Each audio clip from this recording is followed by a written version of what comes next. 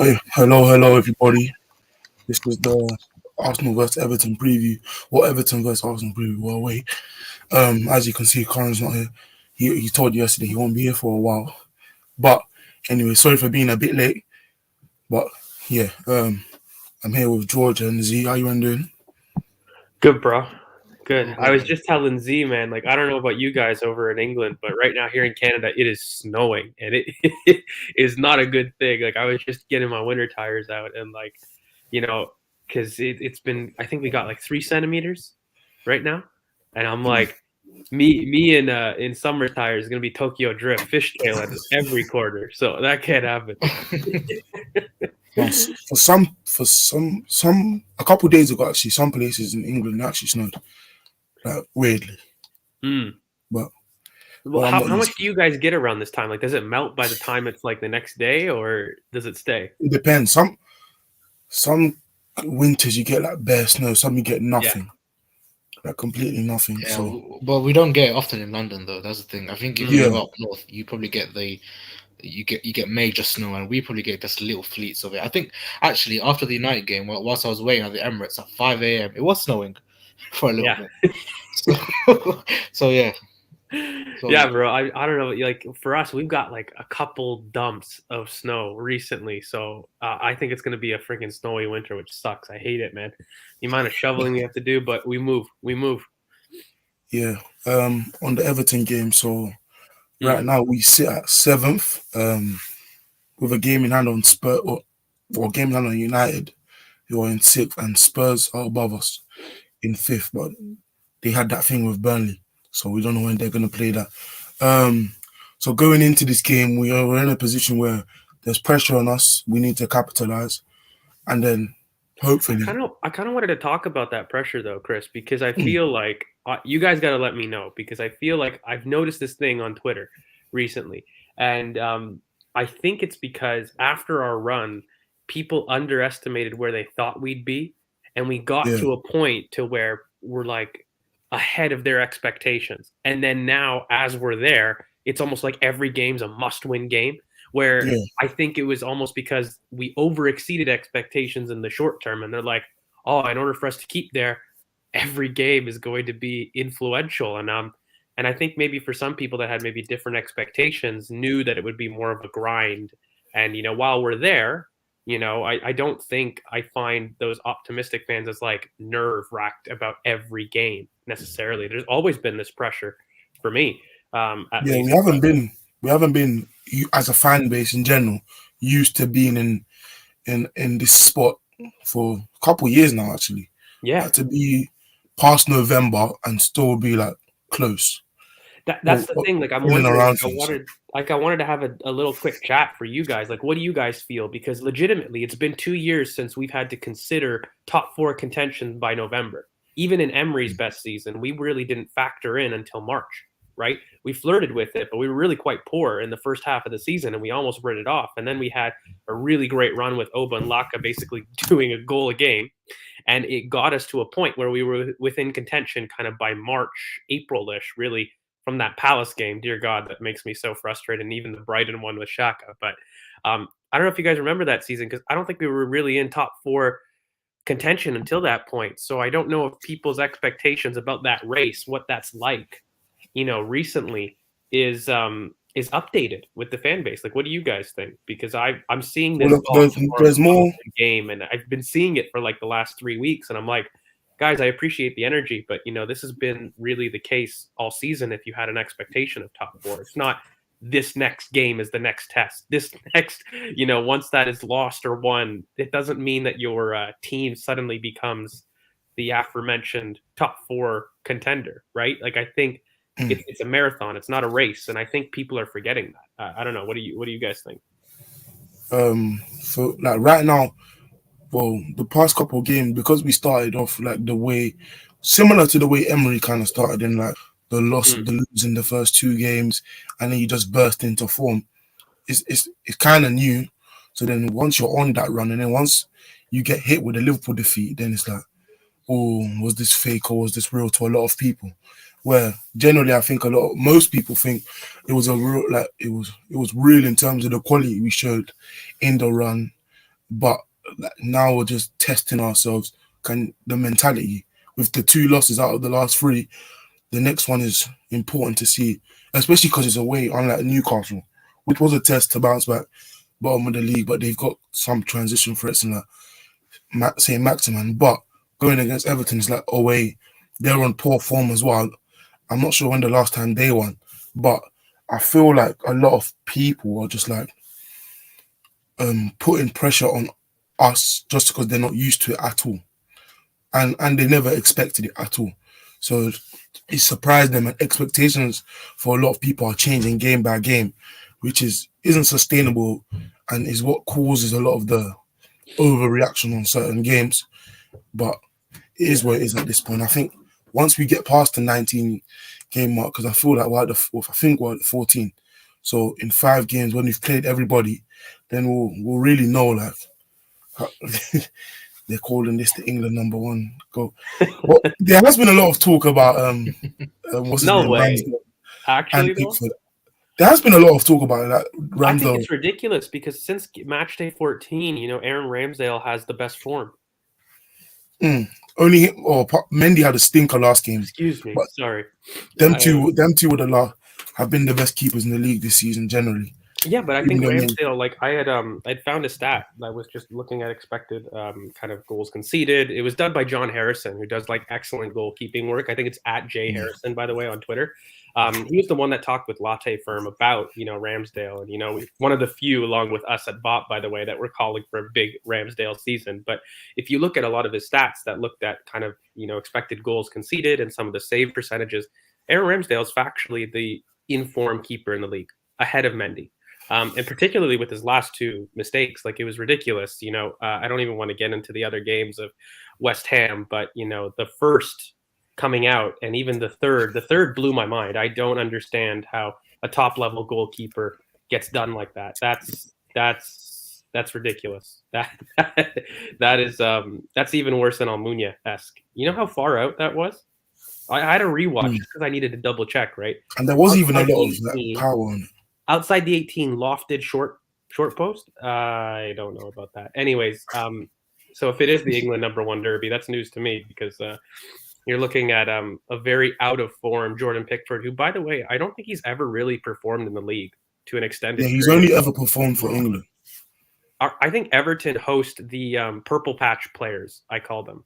So I call them essentially, Pickford can go in a purple patch. Richarlison can go in a purple patch. Damari Gray has the preseason purple patch.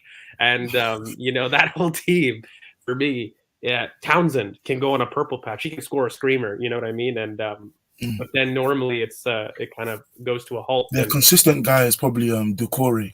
But also Calvert. Do you know if he's back? I'm not sure if he's back from injury. He should be. He's been back for the last couple games, right? Sure. Okay. I'll double check. I don't even watch Everton like that. All I just hear is just they lose a lot of games. So yeah. Well, they haven't won since September. Wow. Okay. I'm sure that did they play against Tottenham recently or could have been in a cup. I know in the league they haven't. Okay. Yeah, they drew Tottenham the last time they got. That's the only one. That's the only time I watched the game actually. They drew. They've got 2 points in October, and that was a draw to Man United and a draw to Tottenham. Right. So, yeah, I never realized how bad their form is actually. Bro, it's not looking good at all. And again, I think the big one is Dominic Calvert-Lewin. That for me is a huge miss. I think he makes that team click. They don't have an outlet. They really, Everton have a very similar case to kind of ourselves with worse defensive solidity. So really the big thing is they can't get out of the kind of the middle third without that outlet and Dominic Calvert-Lewin to really be a backboard. And kind of like how we saw, they don't really have the security up top to hold the ball, right? So they use their transition forwards, and without kind of Doucouré, they really struggle to even build up. But now that Doucouré is back, they've got a little bit better at controlling that middle third, but again, they struggle to get out. So really, they're going to play that 4-4-2. It's going to be, in my opinion, a kind of transition game, and they will come out. But the issue is, I don't think they have a great defense at all. And the big thing is, I don't think they can hurt us too much because they're going to struggle to pin. get kind of a structure. That's really the big issue. They've got some very dangerous forwards, but I really don't know who's going to hold on to the ball for them. They're going to really have to look to spam crosses to the wide channels for Richarlison to hopefully chase, hold up, and then bring people into play. But it's not great reading from them from a goal scoring perspective. Yeah, a lot of the success they had at the start of the season relied on a lot of transition, with obviously Damari Gray being in great form at the start of the season with a lot of the goals, and even he's with the goal he scored recently. But yeah, that's Well, how they yeah, tend. and I mean also just just as a double like an update, I think as well. Tom Davies, also another like industrious guy in the midfield that they could use, is unfit, but I think they did have kind of a couple people returning in line for this. So I think Yerry Mina could come back, and Andre Gomez could be back in store as well as Rondon, I think. Um, but for me, that isn't huge. I really think they missed Dominic Calvert-Lewin. Andre Gomez could be something that's to kind of highlight a bit. I think in the midfield, they're definitely going to be a lot better. Somebody that can put his foot on the ball and dictate play a bit more. But for me, I don't know about you guys, but I don't think Yerry Mina is a huge needing to be returned. I think he did train, but he missed the last 6 games with that thigh problem, right? So for me, it's almost as though he's fit, but not really. So yeah, I'm kind of excited for the game. I'm excited to get into the tactics of it all really quickly. But from the outset, it seems like their biggest and best threat is still out. So for me, they're going to really struggle to score goals.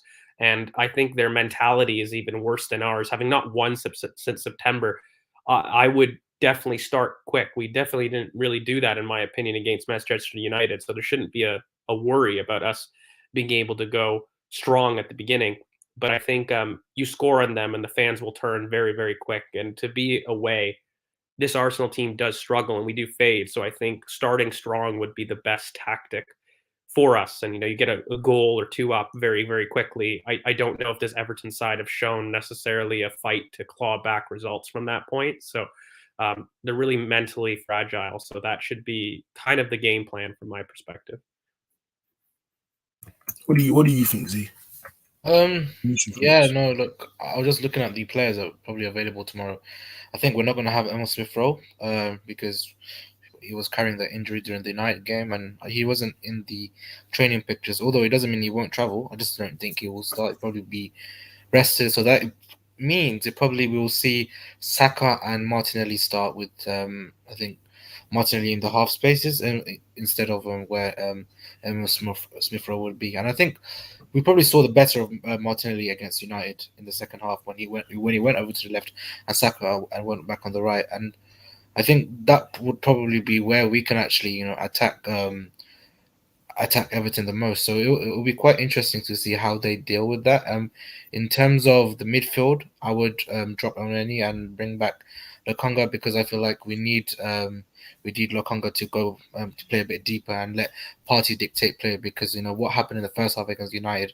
I feel like even though Partey hasn't been the greatest on the ball, I feel like we kind of let him down in that game where we kind of put so much pressure on him where he was giving the ball away and he like George says he was left on an island and I don't think we should be doing that. We should be protecting our best players at the club. So obviously I want Lokonga back in midfield with Partey and I think Kieran Tierney, I think he should be coming back into the game. I feel like this is the game where he should be coming back and holding width so that at least Martinelli can come in the come on the inside. It'll be really important to see how we actually attack. Otherwise, yeah, I mean, I'm interested to see how we play because George, I'm muted, by the way. Yeah, so I'm very interested to see how Everton perform against us. I watched Everton earlier on in the season. I haven't been watching them as much now, but just from what I remember, Rafa Benitez he plays a lot like how Unai Emery used to set up with Arsenal. He kind of sets his team up like mid game, like what you describe as a chameleon. He likes to manage the team once he knows how the other team is going to be setting up. So it'll be. I want to see how they do it, but I feel like we definitely have the tools to beat them. And Xhaka's back as well, so hopefully he gets a little cameo as well in the second half Because I think, mate, he has been long enough out that he probably needs an under 23 game.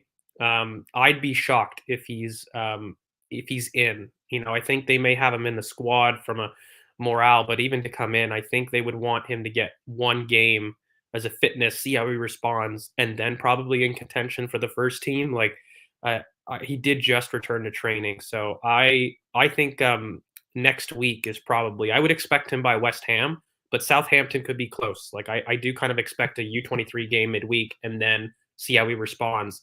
And if he's good from that, he may be in contention for Southampton, but it's kind of a daily assessment with that. I wouldn't expect him to be in from the Everton game right off the bat. I think just based on the injuries we have though at the club, we've had to force what's his name, Nketiah on the bench. So I feel like Xhaka will probably replace him on the bench, and if possible, and if we're winning, he probably will come in and have a cameo. He'll probably have a lot more minutes against Southampton, and then ultimately he will start the following game against West Ham, which is probably how I see it. I definitely think that.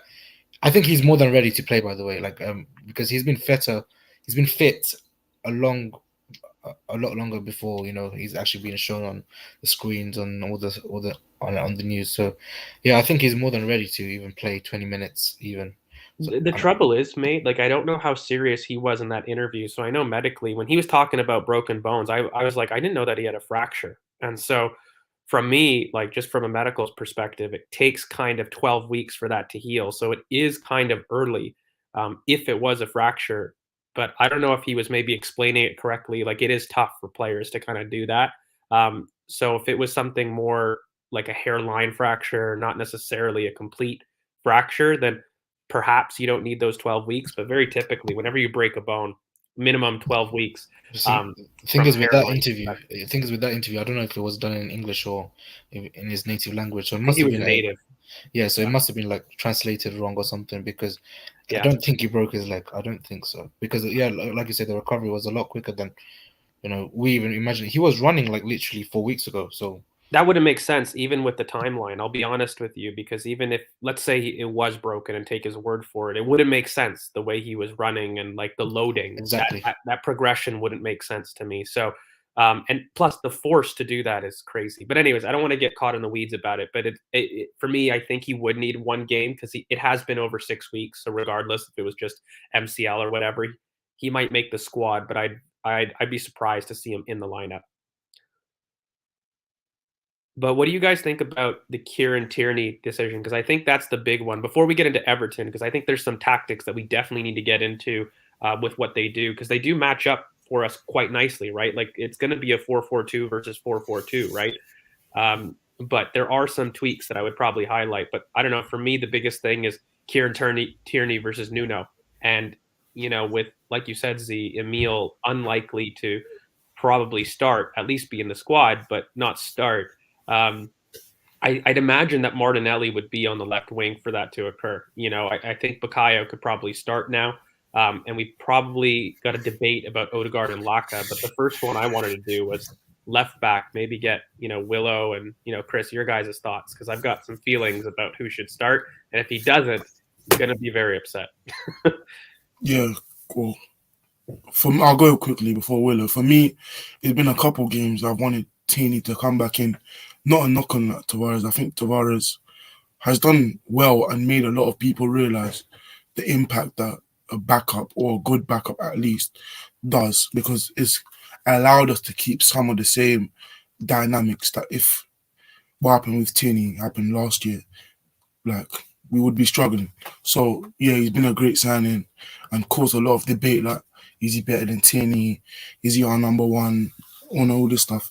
And for him to cause the debate is very positive because it gives us options, especially going into the December period, whereas our only period where we play like twice a week, that we do have a backup that we can rely on. So, but for me, Tierney has to come back in. I think the last game, it was very negative for Tavares. I think he didn't perform well. Newcastle, the first half, he didn't perform well.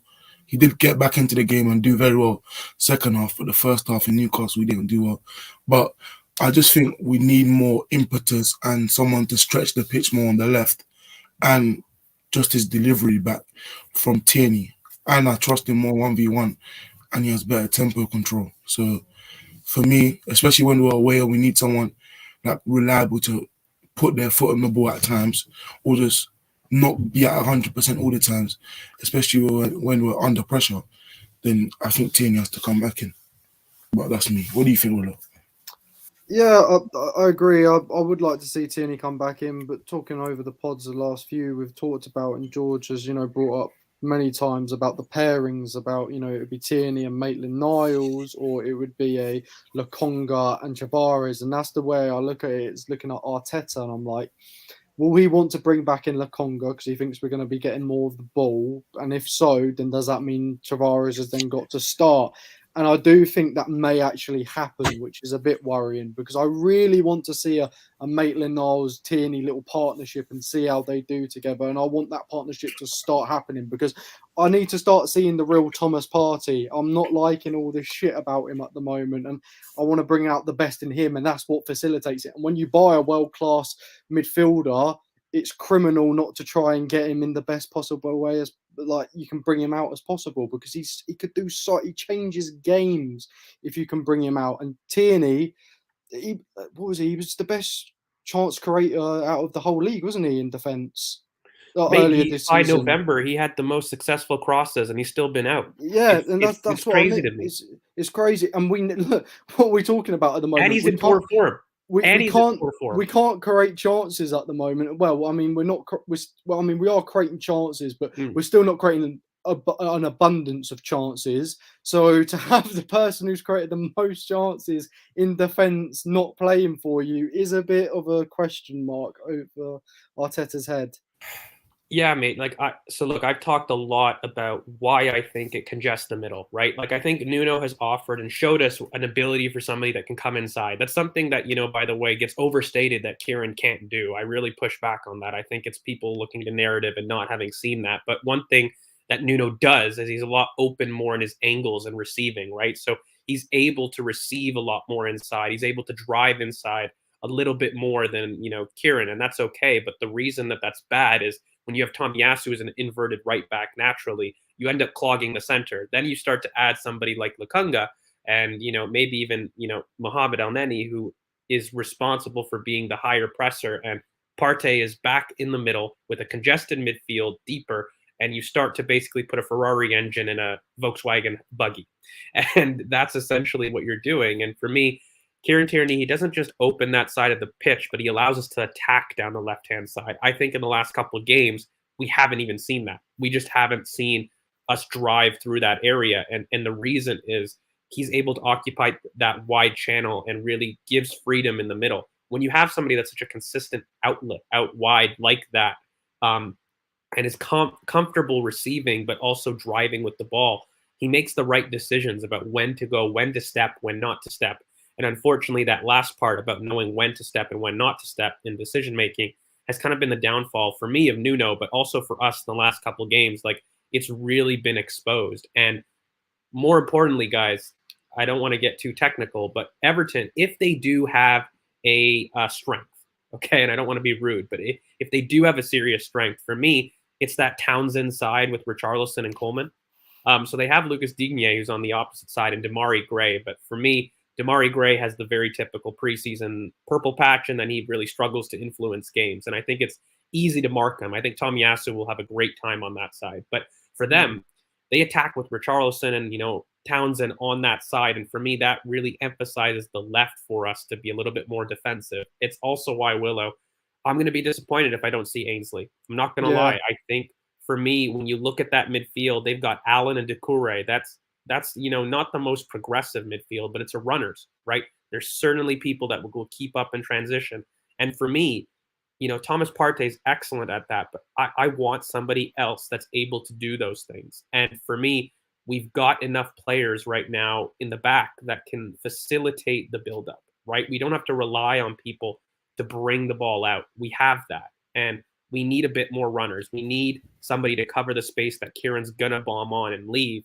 And in order to do that, you need somebody that can run, that can meet these guys 1v1, because that's what the reality is going to call, right? We're going to push Kieran high, and we're going to leave Richarlison open on the wing there. And who do you trust in transition, Lokonga or Ainsley Maitland-Niles? So for me, it becomes a very easy decision. And again, I'm going to be upset if, Mikel doesn't do that, because it's been a partnership that not only we've called for a while, but something that we should have done at Manchester United, in my opinion, because the few times that Partey did push up, we threatened. And in fact, one of the few times we did do that, we got the second goal out of it. So for me, it's coming to the point where we're making a very bad decision again. And I know Granit is approaching fitness, but we really need this game to kind of take charge, right? Like, we need to smash some narratives in a sense of perform away, make sure that you get the early goal. But I'm struggling to see how that side isn't exploited if we don't have somebody that's a runner down there. Yeah, so we've said our initial thoughts on personnel.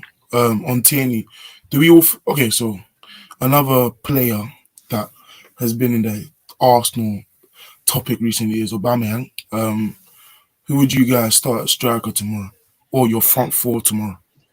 I'm very vocal on what I've been thinking the last weeks about who should be up top, and I think Gabriel Martinelli. Again, I'll say it once, I'll say it again. Number 9, he's got to be given the chance after the cameo he put in against Man United. That's better than Alba's played in months, in my opinion. Gabriel Martinelli's got to be up top, and if I'm doing a front four, Saka's got to come back on the right, because if he is our main man up front in that attack, he is the main guy. I don't know if I give Smith Rowe the game or not, because I don't want that knock to become what he's played a lot of games. I don't know but then I don't know if we can afford to drop him. So if he is okay, then Smith Rowe. If he's not, then you'd have to change up the team a bit and maybe go Alba up top and Gabriel on the left. So, and then it would be Laka in the middle for me. I'm dropping Odegaard as well.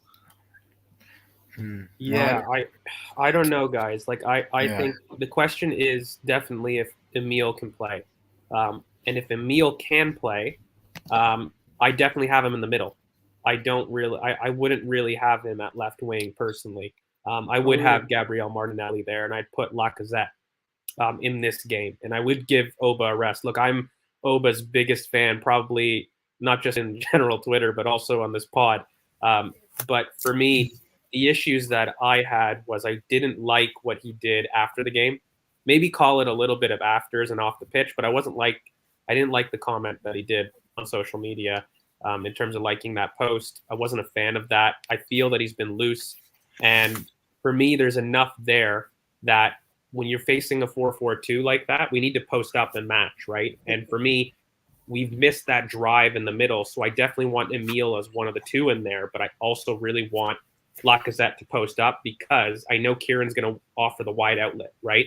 And for me, I don't think Gabriel Martinelli is excellent at controlling and receiving in the left half space, so I want him higher up.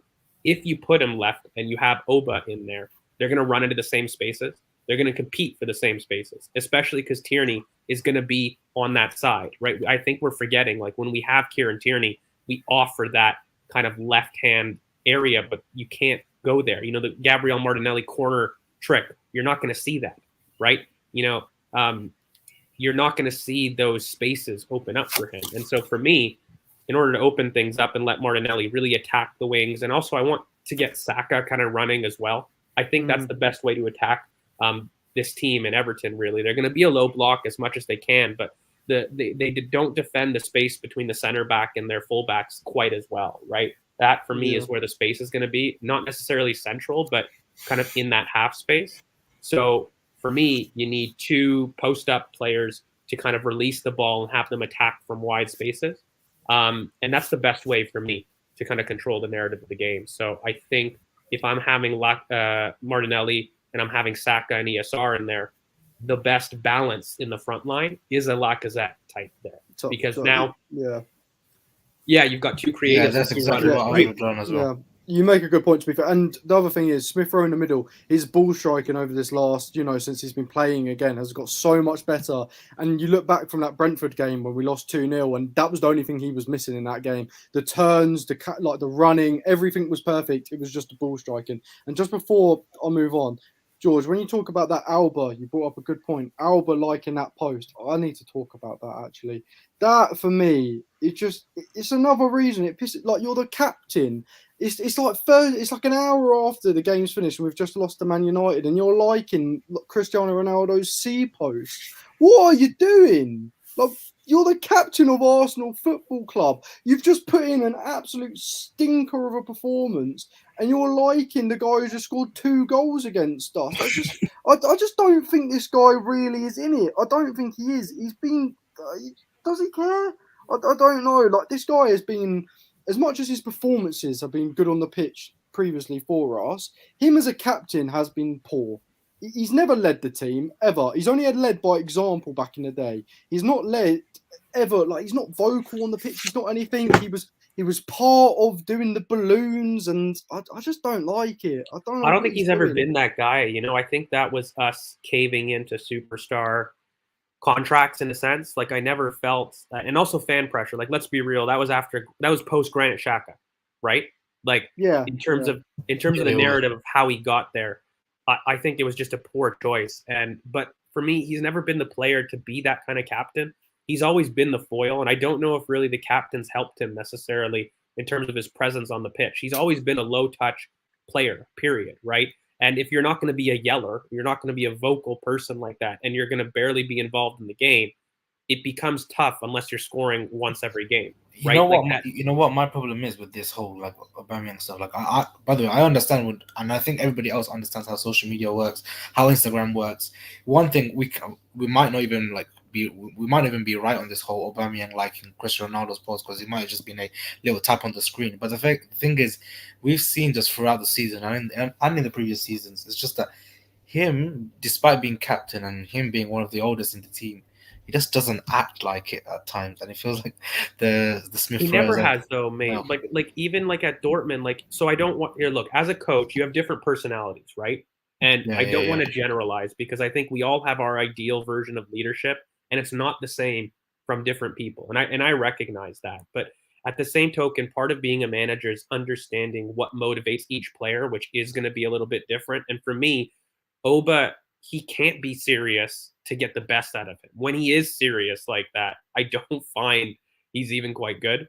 You know, he's kind of one of those players that, you know, he is an I call them an extroverted introvert.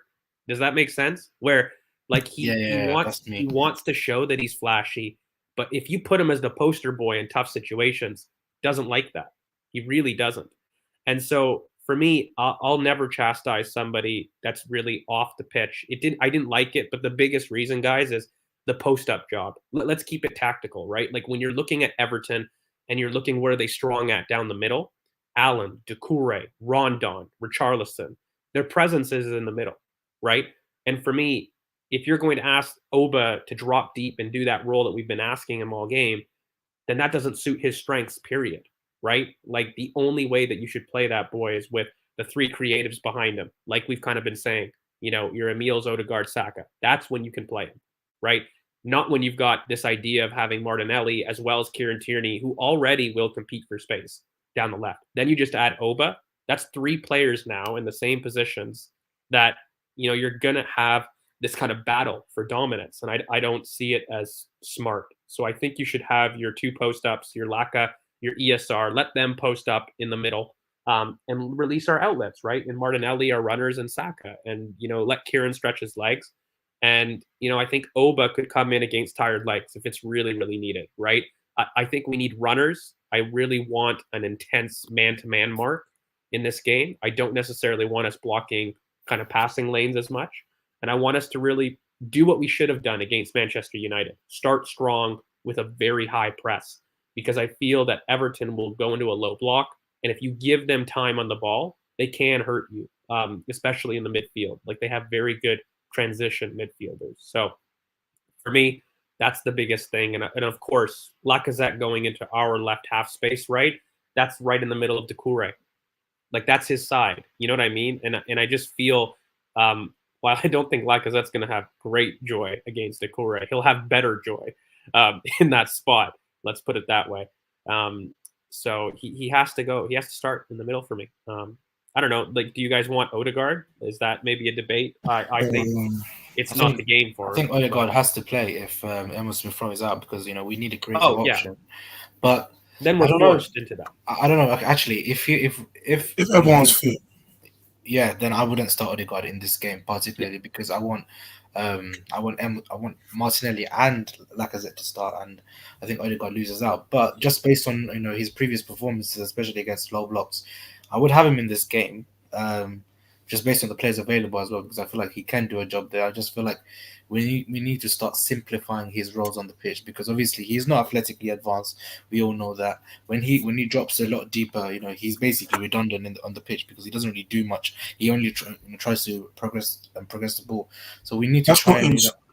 Well, for me, sorry to cut you off, but for me, that's not instruction. When he drops that deep, it's him just dropping to get the ball rather than I understand that around and making the space. I understand that, but I feel like it's also because we don't really progress the ball as much as we do when Xhaka was here. He didn't really have to do it as much, right? So this is why I feel like we need to start limiting him from coming deep, and even if it means Arteta instructs him to stay a bit central, and attack down the middle, what you call it, zone 14. We need to do that because I feel like right now we need to maximize our goal scoring potential, and by that we mean we need to start creating a lot more chances, which I feel like he can do. When he was on his game against Manchester United, prior to his mistake, I think he was getting into the mood. He was he started making like a lot more switch passes. And you know what I'm worried about though, mate? I can see Rafa going 4-3-3 because Andre Gomez is fit. Okay, and if you were to go 4-3-3, that would essentially have down his side an extra player. And when has Odegaard performed in contact? Like that for me is going to be the struggle. And so I just worry, are we playing a game that suits him? If the game's turning towards us needing a goal with a screw and they are low block late in the game, maybe 65 minutes and we haven't scored, I can understand that sub. But to start with, do you trust him in contact away from home to receive under pressure? That for me is, even if Emil's not 100% fit, the manager, look, I would even play a half fit Emil in that position over an Odegaard because I feel that he's much stronger ball to feet. He's much stronger turning people, and even unfit, if he can't burst past, he can switch, turn, and lay it off to Saka. And for me, that when you've got the Bukayo Saka progression there, it is a different story about what we're lacking, right? Like the big reason that United really struggled is we had no Bukayo and Emil had that knock, right? So for me, it's like, who else is going to get on the ball? And it turned me off really what Odegaard was doing in that game. I think for me, anytime you've got physical people in there, and by the way, United wasn't even that physical. I mean, McTominay was down that side, right? Everton are definitely more physical with Doucouré and Allen.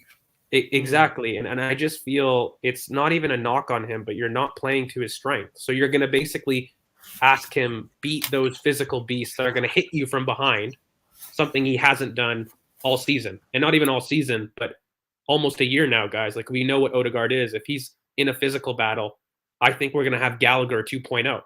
And it's not the side of the pitch. It's that ability to ride contact, right? Like I don't think it was just that was a bad side for him, on the left, which it was. It didn't help him, but he kind of ran away from the physical challenge. I almost feel like there's nowhere to run in this game. Everyone down the middle is very, very strong. So I don't know, guys. Like it's a tough one, but I really wouldn't start him.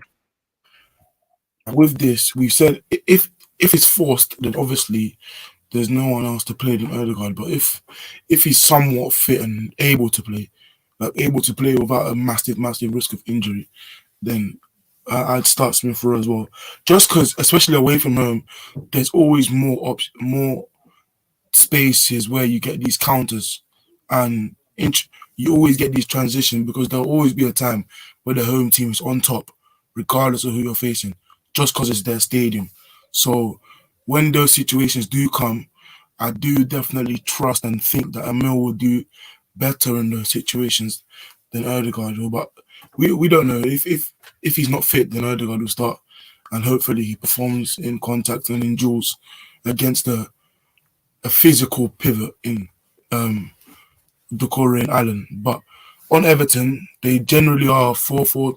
Well, recently they've been a 4-4-2 team with either Rondon That's and without Andre Gomez, though, right? Like that's really the issue. Why he had to Rondon's go. out.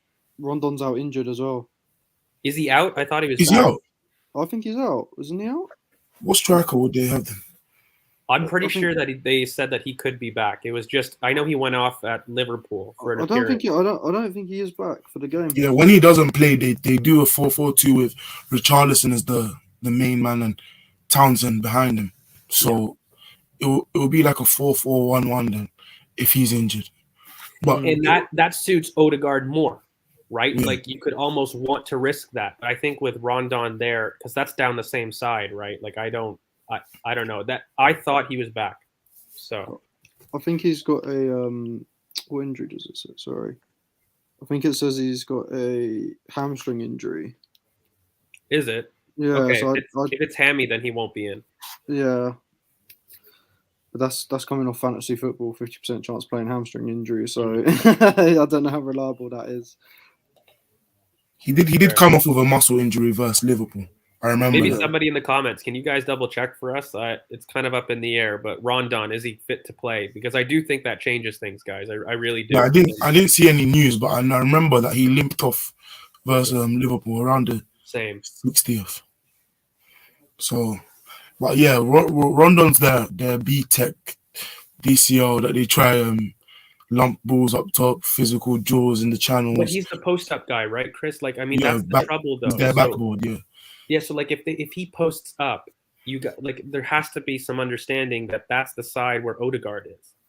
And again, like this isn't a knock on him specifically, but again, who do you trust in a battle with Rondon? And it's not that he's technical; it's that physical battle that's going to post up. Who will win that battle? Do you guys think like Odegaard will win it?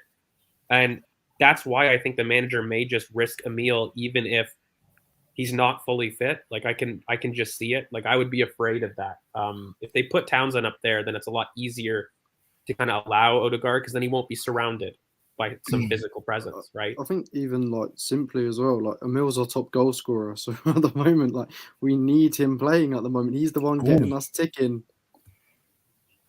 So, Oh, okay. Rondon and Gomez are out. Okay, good. So then that does mean 4-4-2, and they don't go 4-3-3. So you could play Odegaard then if Gomez is out. I thought he might be back. So it'll be that 4-4-1-1 that Chris said.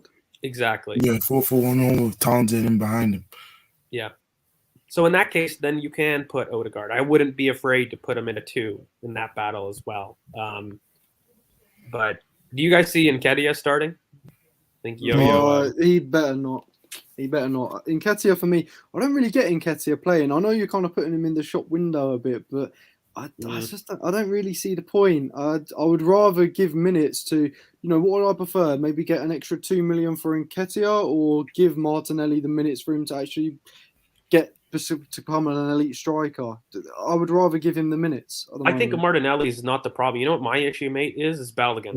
Everyone knows how I feel about Balogun, and I think people will change their opinions when they see that boy play in the Premier League for at least 2 or 3 games. I agree, George, but the only thing is like Nketiah at the moment has only been limited to like once in a while he'll get like a 15-minute cameo. Yeah. And what would I prefer? Balogun to play a full 90 minutes in the under-23s, or every 3 games get 15 minutes in the Prem? I probably would prefer him to get 90 minutes each time. Honestly, mate, he's too good for that level. Like I know he's too good. If you look right now, I don't think it's doing him any good because he's not only the top goal scorer, but he takes the piss, mate. Like, yeah, and it's not even just the U23s. Like even Ipswich against men in the Papa John's Trophy, like, mate, like he's ready. He is ready, and he's a better fit for what we're asking them to do. Like he is more of a post-up guy. Like when we talk about Nketiah, we talk about Laka. What people think Laka is, Balogun is, and what I mean by that. Yeah. Like Laka, he does do a good job. Like I don't want to be harsh, but like it's overstated how strong he is in duels, especially away from home. In contact. But this kid, he's got it. He could spin. He can attack the channels. For that false 9 role that people want, because they seem to want wing forwards, right? Yeah. He's the guy. He is the guy.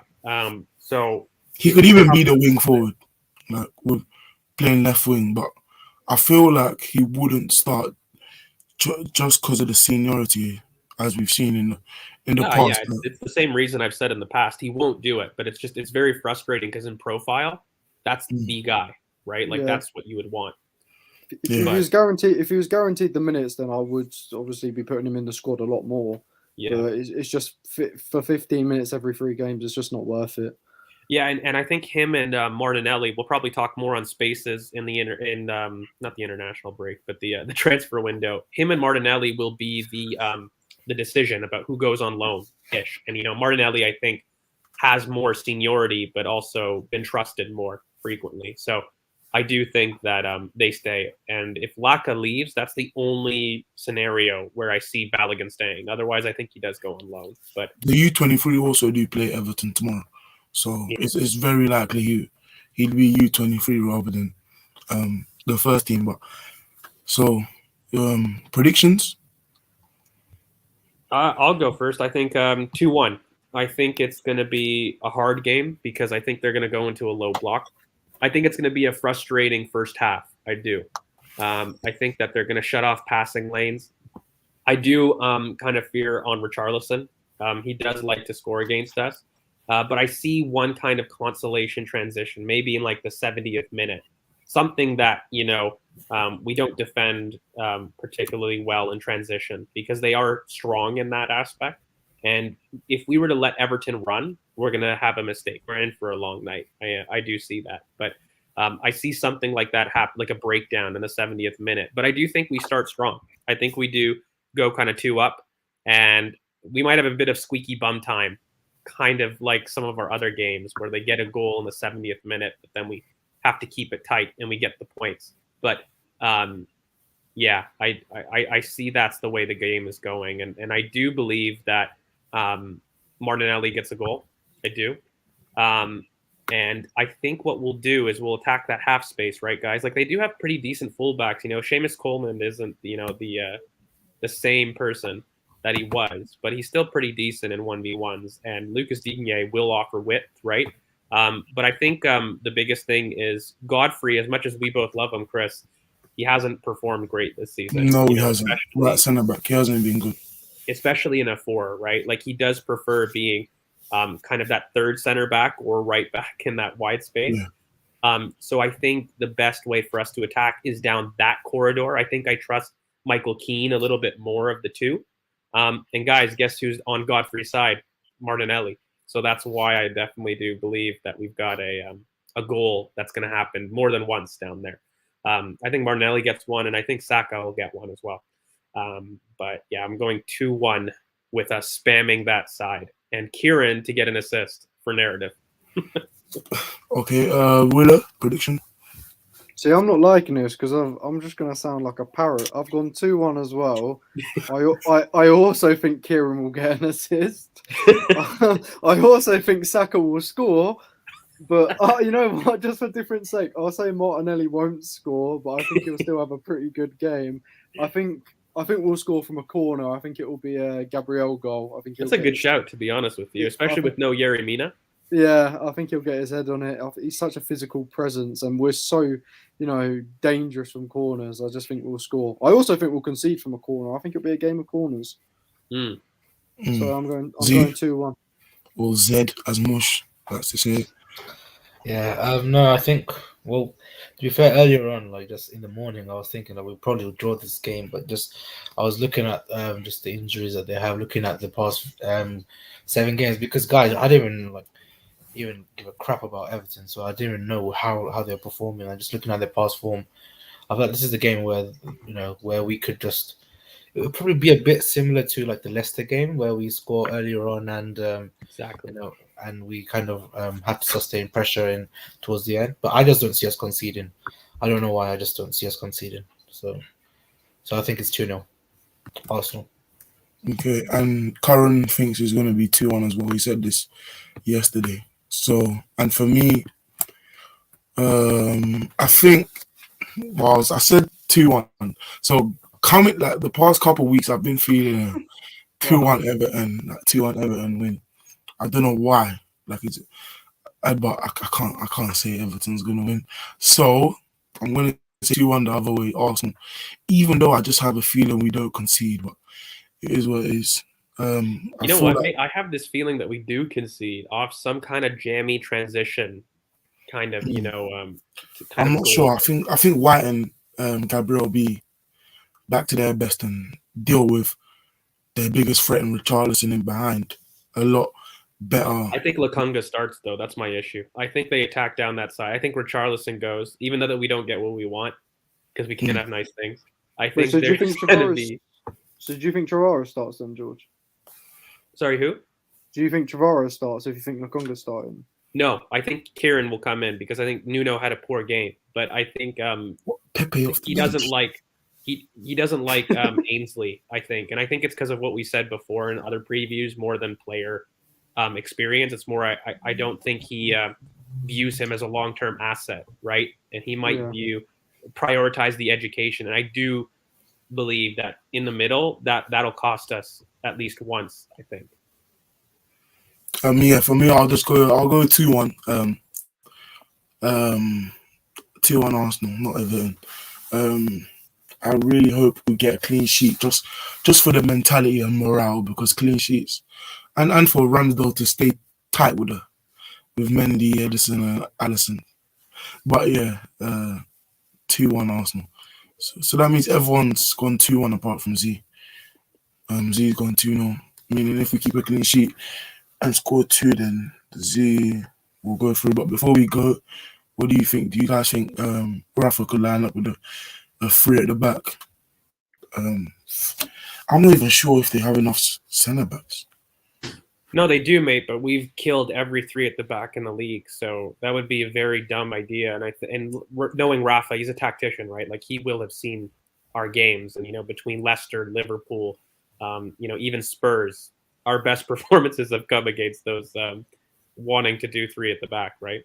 And Spurs weren't necessarily that, but they kind of went there in the end. But no, I just think it's impossible because of how he's seen us perform against 3 at the back teams. Yeah, I don't think he goes 3 at the back. That's where Godfrey will probably perform best, but he doesn't have Mina, and I don't think he trusts Keane to have the more reins over the defense rather than a 2 than a 3, because as a 2 he doesn't do well. So imagine a 3. But yeah. Any final questions in the chat that you want us to answer before we go? I think I think it's fair. We did mention this in the review last game, but Tamps made a good point that we said that Everton fans are planning a walkout, and that does factor into my mind. Z, they are, in like the 27th minute. I forgot about that. Yeah, they are. And so for me, but that's why I said they're really weak mentally, Everton, right? And that's why I want us to start strong with a high press.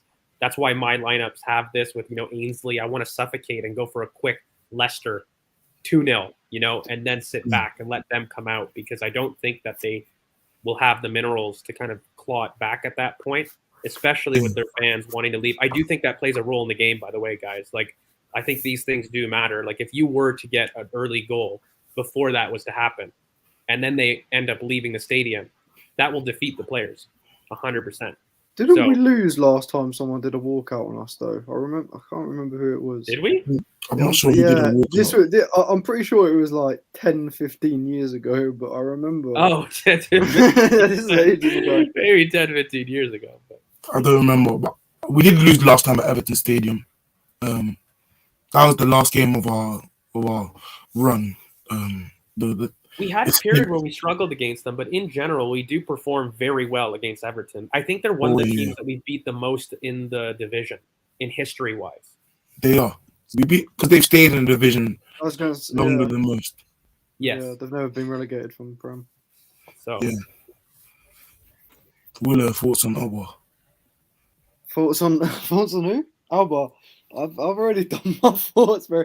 I don't know. The thing is, I don't want to shit on him too bad, because look, I'm not gonna lie. I've got an Alba jersey right next to me. I've got an Alba shirt right next to me, so I'm not gonna kill him. Like, I have loved this guy for 2 years. He's brought me an FA Cup. He has been a brilliant player for us. But at points, you've got to be cutthroat. When it's time to move on, it's time to move on.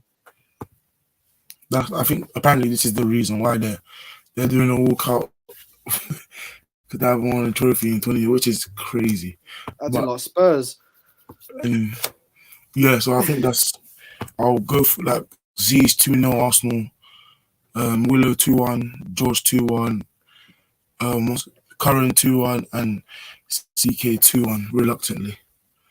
But yeah, thank you for watching. George, you want to do your thing? Or Make no? sure that you like, comment, subscribe, hit that bell for notifications. Make sure that you follow us at BoP Footy on Twitter. And yeah, guys, we've got a lot of stuff coming up, like we say.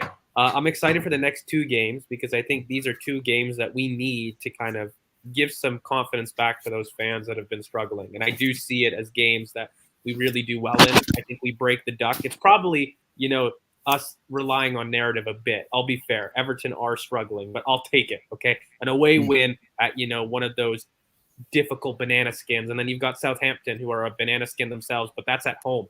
And, that really helps me. If we were to do this in a reverse fixture of St. Mary's and then Everton at home, I'd be nervous about those kind of things. But I think it really suits us that we're actually going to Goodison, which is odd to say because we have one of the best home records in the league. I think we're tied with just Man City. But yeah, and you know what? Steve actually brings a good point just to round it out. Oba 7-8 on Monday night games. Might be 7-9. Might be 7-9. Hopefully, it's still 7-8, and he doesn't feature. Or 8-9. Or as Muller said, hopefully it's still 7-8. And without Rondon, mate, he might go Oba. You know what I mean? Because then there's no post up guy there, so he might go there. But I hope he doesn't. I hope he does what we thought. Yeah. Anyways, thank you for watching. Please like, comment, share, subscribe, follow everybody on the screen. Priv_Arsenal_Z, the one Willow, George V_FC, Curran BoP, BoP 40 to 500 followers on Twitter, Pure CKK on Twitter, and yeah, please subscribe, like the video, and we'll see you in a couple of days for the review to the Everton game. Arsenal 2, Everton 1. We got to get those points back on the table. Peace.